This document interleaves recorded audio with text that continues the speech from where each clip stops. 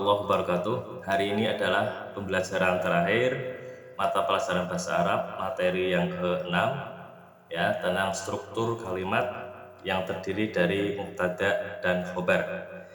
Pembelajaran kelas 5 ya. Mari kita simak pelajaran berikut ini.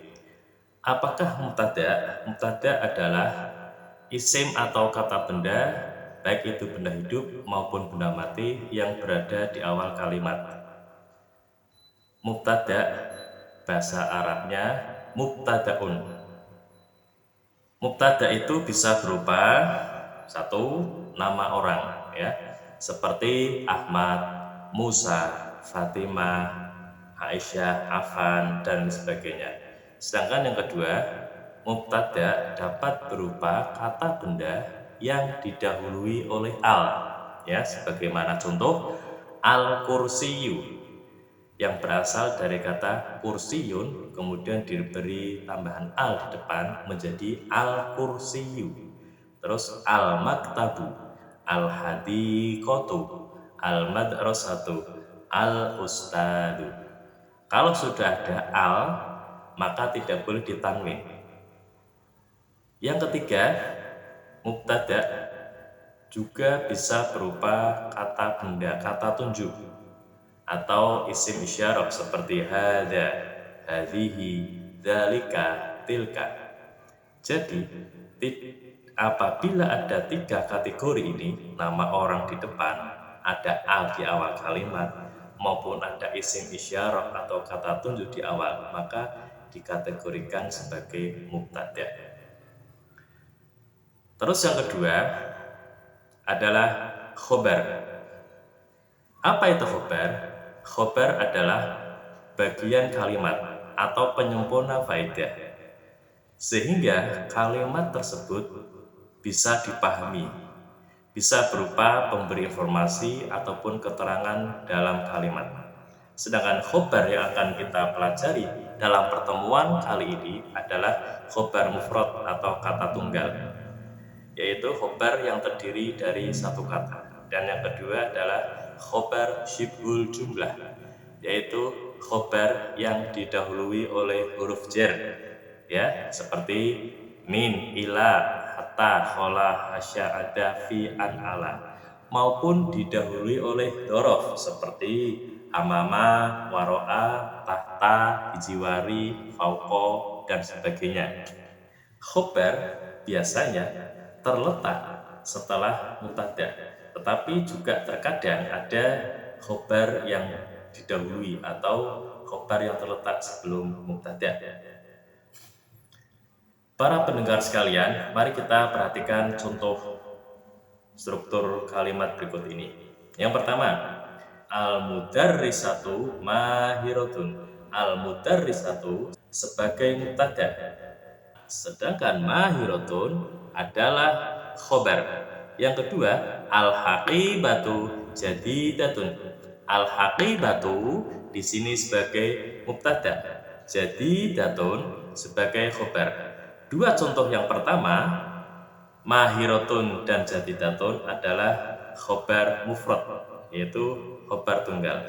Kita perhatikan contoh ketiga, Muhammadun amamal fasli. Muhammadun sebagai mubtada, sedangkan amamal fasli adalah sebagai khobar. Yang keempat, ma Harun bijiwaris saburoti. Harun sebagai mubtada karena ada nama orang. Harun nama orang terletak di awal kalimat, sedangkan bijiwaris saburoti menjadi khobar. Selanjutnya, Aliyun wa Ahmad fil hadiqati. Aliyun wa Ahmad adalah mubtada, sedangkan fil hadiqati adalah khobar.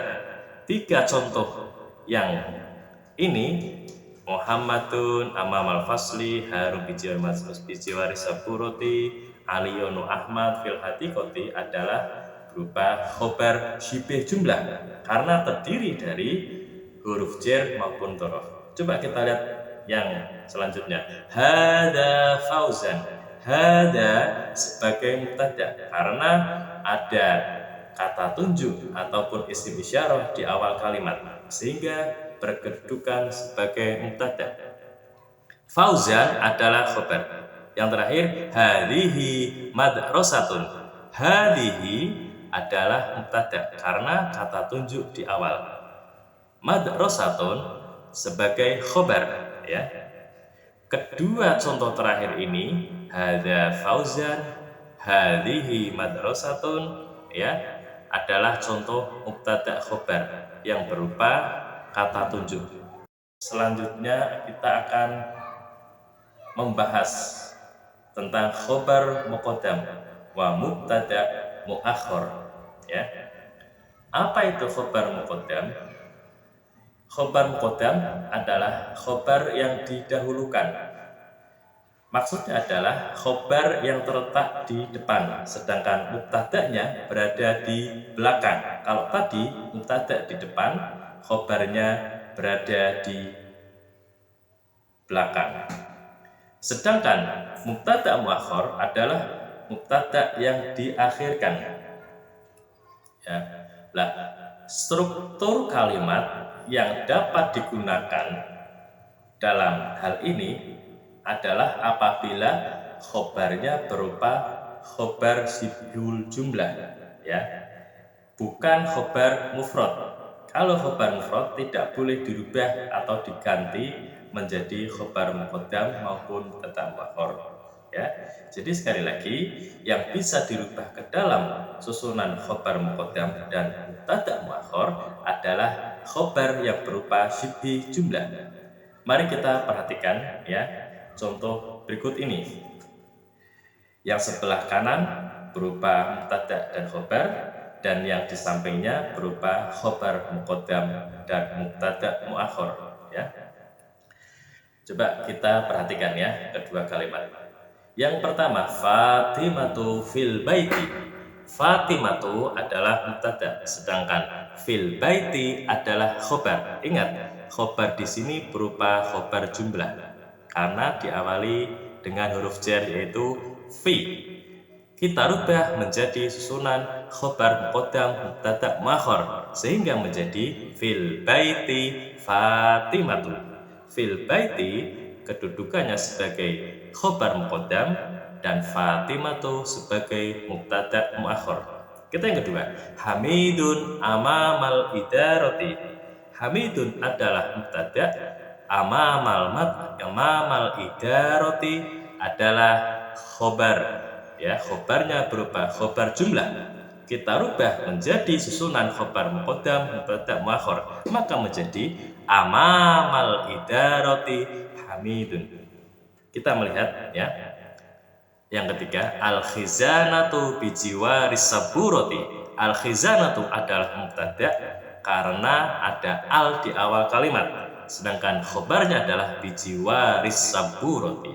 Kita rubah ke dalam susunan khobar muqaddam mubtada muakhar sehingga menjadi bijiwaris saburati khizanatun. Selanjutnya, as-suru fil hadiqati. As-suru mubtada karena ada al di awal kalimat, ya, kita tandai dengan warna merah. Kemudian fil hadiqati adalah khobar. Yang selanjutnya adalah al-kharitatu alal haiti, ya, dirubah menjadi khobar muqaddam dan muakhar menjadi alal haiti kharitatun. Coba kita lihat kharitatun, ya, ketika menjadi, ya, khobar muqaddam maka tidak boleh diberi al. Dan yang terakhir adalah al-maq'adu wal kursiyyu tahta syajarati. Al-maq'adu wal kursiyyu adalah mubtada, sedangkan tahta syajarati adalah khobar, ya. Kita rubah menjadi susunan khobar muqaddam mubtada muakhar, ya, sehingga menjadi tahta syajarati maq'adun wa kursiyyun. Susunan khobar muqaddam dan mubtada muakhar, maka al-maq'adu tidak boleh diberi al, ya, karena khobar muqaddam tidak boleh diberi al, ya. Maq'adun wa kursiyun mubtadanya tidak boleh diberi al. Ya, syukron ala ihtimamikum. Semoga bisa bermanfaat dan terima kasih. Sampai jumpa pada pembelajaran selanjutnya. Wassalamualaikum warahmatullahi wabarakatuh.